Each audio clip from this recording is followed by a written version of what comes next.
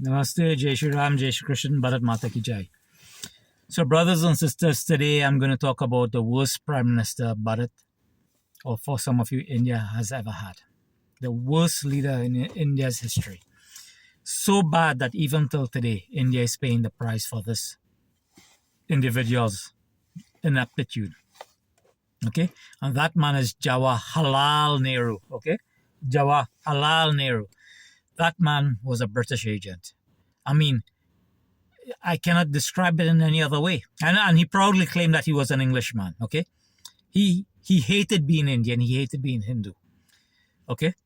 This guy, the very first thing, the first and worst action he did was to run to Gandhi. Okay? Mohandas Gandhi. Maharaksha Gandhi. And say, when he did not get a single vote and the Congress elected Sardar Patel to be the leader of the Congress party, this man went to Gandhi, and Gandhi, used all kind of threats and plead and all of this. I'm going to fast to death, or unless you make Nehru the leader. Okay, everybody they had a reason for not voting for Nehru. They realized that he was an inept man. He was not capable of leading, and he would go on to prove that. Okay? And Gandhi, he ignored the will of the people to put in his stooge, and Nehru was his stooge, okay? To put in his stooge into power. Until today, Bharat, India is still paying that price. Okay, till today, Bharat, India is still paying that price. And many of you don't know this because there's so many of people who defend Nehru, who defend the actions of Nehru with lies. Okay, I hate Nehru. I hate Nehru as much as I hate Gandhi. I hate them. I truly hate these people. Nehru is the worst Prime Minister Bharat, India has ever had. Let me outline to you some of the things he did. Well, the first one I said was when he was not elected the head of the Congress, as the leader of the Congress, he ran to Gandhi crying, licking Gandhi's ass, asking him to make him the leader, not accepting his limitation. Okay? When people become leaders through backstabbing others, they sink countries to the ground, they sink organizations to the ground, they sink projects to the ground, they destroy everything because they have a complex. And they do not believe in their ability because they have none. Okay? I have seen this. I'll tell you a true story. One time, I became a supervisor and there was a manager that I reported to. And we were hiring some new individuals. And these individuals were highly educated. At the time, I only had a bachelor degree. And this guy only had a bachelor degree, I believe, as well. And the people had master's degree. And he went to me, oh, we got to be careful. They'll steal our job. They have master's degree. And I said to him, why are you worried about this? You already have the job. Why are you worried about this? Okay. But this individual, he got his promotion. Later on, I would realize, and the entire and this is a public place too, okay, a government facility, and then I realized that this was a institutional thing that they promoted friends and family and people in it who were not capable. I went in there relying on my skills and my ability and my work performance. I was the fool, right? I was the fool, obviously. But what happened is that these people are scared. They don't give people, qualified people with the ability to move ahead. So this organization, this public government, municipal government, pled money non-stop. And they kept taxing the people and not delivering the service. Now, Nehru did this on a national scale. He did this on a national scale. Nehru was not, and he will never be, and has never been qualified to lead India. And he mired India in red tape, in mediocrity, and he institutionalized corruption and cronyism. Okay? What was the next thing he did? He gave away another country, Tibet. He gave away another country to please the Chinese. He wanted Chinese patronage and Chinese praise. He gave away Tibet. Tibet is not his country to give away. Okay, the Congress Party and the Nehru Gandhi dynasty owes the Tibetan people an apology. Okay, and now India needs to correct Nehru's mistake. Okay, not only did he give away Tibet to China, he fed the Chinese who were invading and committing genocide and destroying Tibetan culture and heritage. He fed them. Then not only that, when the Chinese invaded India, this man grounded the Air Force that could have bombed the Chinese sent back all the way to Beijing. This man has never been a leader. Okay? He has never been a leader. He's never been intelligent. He has never been capable. Okay? Do not celebrate jawar-halal Nehru. Do not celebrate that man. That is the worst thing that happened to India. What did he say about the Sishan Glacier? This again shows his ignorance, his inability to lead. You know what he said about the Sishan Glacier? Not a blade of grass grows there. It was not about grass. It was about the commanding heights. It was about the glaciers. It was about the source of the rivers. Okay? Water is more important than grass. In fact, water is more important than food, because without water you will die. Without food you will survive a bit longer. Okay? But this man, this inept, this dumb man did not know that. And he entrenched this ineptitude into the Congress Party and the dumbness into the Congress Party, because I saw one of these Congress leaders criticizing Modi for not working with Trump, and you should give in to Trump. Okay? Why? Oh my God. Disgusting. Voting for the Congress is treason. Okay? What did Nehru do again? You might see an interview with Sam Manekshaw talking about the day Pakistan was invading Kashmir. Nehru was panicking. This man was panicking. He didn't know what to do. He didn't know what to say. He didn't know how to react. Luckily, Sardar Patel was there. And Sardar Patel had to basically put words into Nehru's mouth. And finally, at the end of it, even then, Nehru did not know what to do. Sardar Patel has to tell Manekshaw, you heard what the Prime Minister says, now go and push the Pakistanis back. What about Goa? If Sardar Patel did not take Goa, Goa would become Portuguese, and all those Goans would be now, Goa would remain Portuguese, and all those Goans would now be Roman Catholic. Okay? They would be Roman Catholic. You know, a lot of these Goans think they're Portuguese. I met a few of them. When they look at themselves in the mirror, they see a white man. They don't see Indian.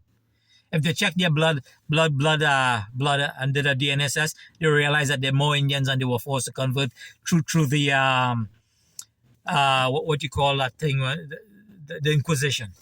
Okay, deny their history. You know, celebrate the oppression of their ancestors. What else? The Mopla riot. He and Gandhi did nothing. Nehru and Gandhi did nothing. In fact, they victimized the victims. What else? Southern India. The Nizam of Hyderabad. They were going to leave that into the Nizam of Hyderabad. Do you think the South India today would be majority Hindu or majority Muslim? Because the Nizam would have ensured, because the Mopla riot was about getting rid of Hindus and massacring Hindus and committing genocide against Hindus. And Nehru did not care about that. When a French, I believe, journalist or archaeologist talked about restoring Hindu temples and stuff, what did Nehru say? Oh, this is what I want to get rid of. This is what I want to move away from. This is what I want to destroy. Okay? The most anti-Hindu leader is jawar-halal Nehru. Okay? The Congress Party is not, the Congress Party have created the grounds for Hindu militarism. Okay? Not the BJP, not the RSS. And both the BJP and RSS are compromising. I'm not going to compromise. I will never compromise. Okay? Get that straight. We're not going to compromise. And what? So all the secluded castes, secluded tribes, the tribal people, and the Dalit community, outcasts, untouchables. Who is responsible for further entrenching untouchability? First, it started with the British when they did that caste census. And they assigned people to caste and they ranked them. Okay, arbitrarily ranked them to divide them. But the Congress ran with this because they wanted a divided India. a divided Bharat, so that they can say, oh, you know what, you all are oppressed. So we're going to represent you. My fellow low caste people, tribal people, secluded caste people, Dalit people, my fellows, if you look at who oppress us the most, it is not the upper caste Hindu. It is not the upper caste Hindu. You believe a lie. Okay? Stop believing that lie. They keep you divided so that they can exploit you.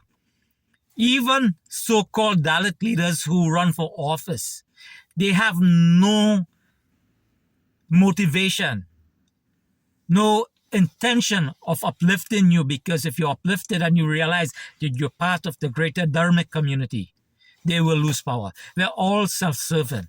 All self-serving. Okay? Take a look at Mayawati and Dhruv Rathi. They do not serve the community. They serve themselves. The socialists and Marxists and communists are even worse. They only their main purpose is for the party to maintain power at any cost and all costs, including genocide of the community that they're supposedly protecting. Okay?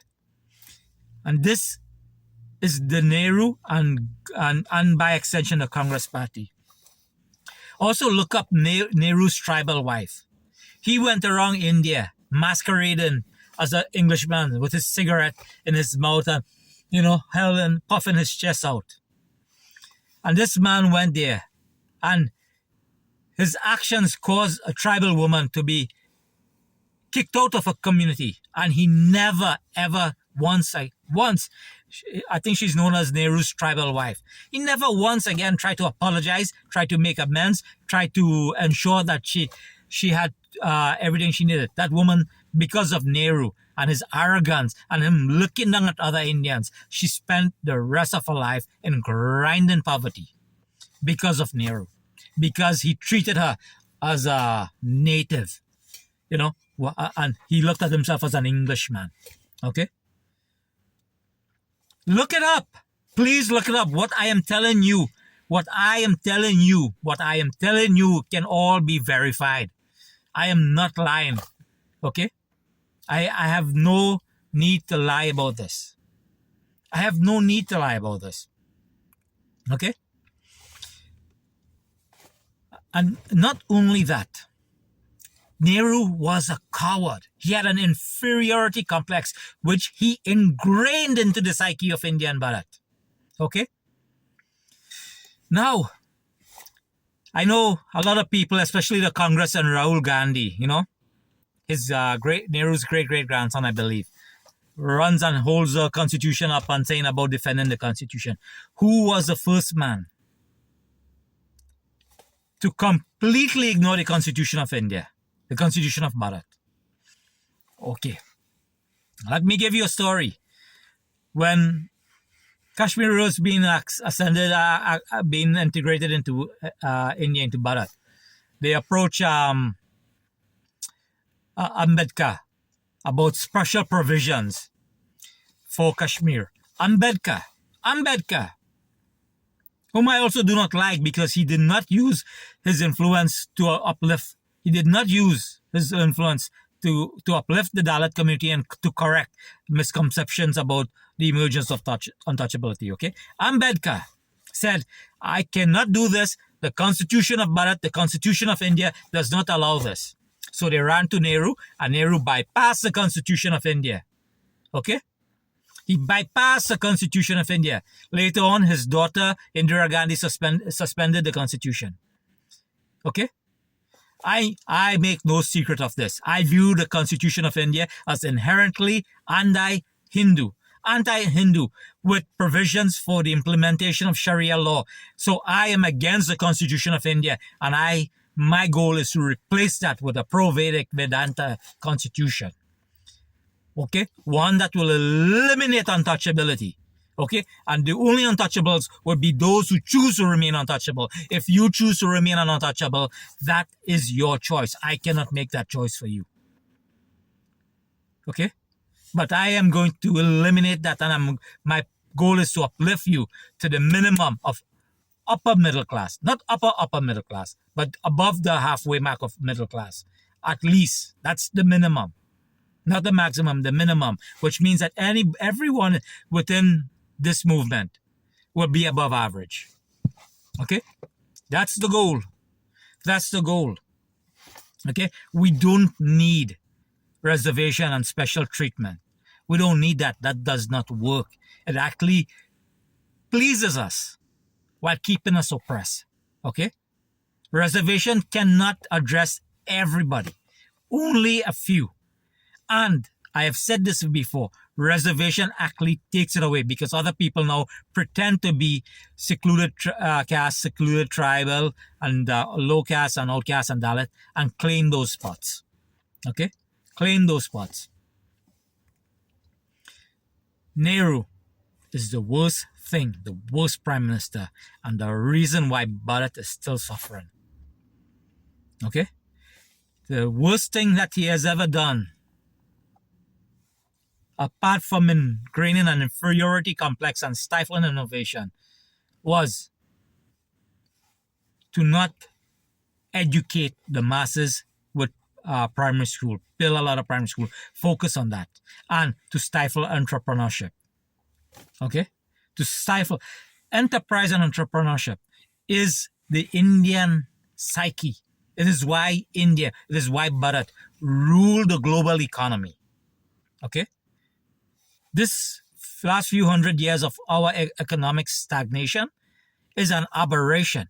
We are supposed to dominate the world economically. Okay? And I'm going to bring that back. And we're going to do it culturally as well. But when we were warriors, and we were warriors, we became rich, we became wealthy, we lost our martial ability. Outsiders came in. We're going to bring back our martial abilities. And to every low caste out there, every Dalit, every untouchable, listen to me and listen to me well. You are the descendants of warriors. Each and every one of you are the descendant of warriors. It is time to reclaim your ancestral rights. Okay? Don't feel sorry for yourself. Do not let somebody else control your narrative. Do not buy into lies. You are all the descendants of warriors who kept the Persians out of India. Okay? Who fought the Greeks and sent them back to India. And just remember this. Chandragupta Maurya and the Nanda Empire. The Nanda Empire came first. They were the first great empire. People don't talk about that. And I wonder if they don't talk about it because it was led by so-called low caste people.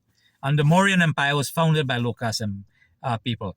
And to my Bihari friends out there, I see this video with a Sikh beating a Bihari, couple Sikh beating a Bihari guy who's earning an honest living.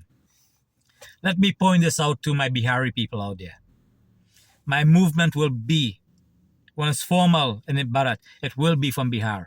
And the reason I'm choosing that is the Nanda Empire and the Gupta Empire, Mauryan Empire, rose in Bihar. Indian culture is not Bharat culture and Indian culture without Bihar. Please remember this. Jai Shri Ram, Jai Shri Krishna, Bharat Mata Ki Jai.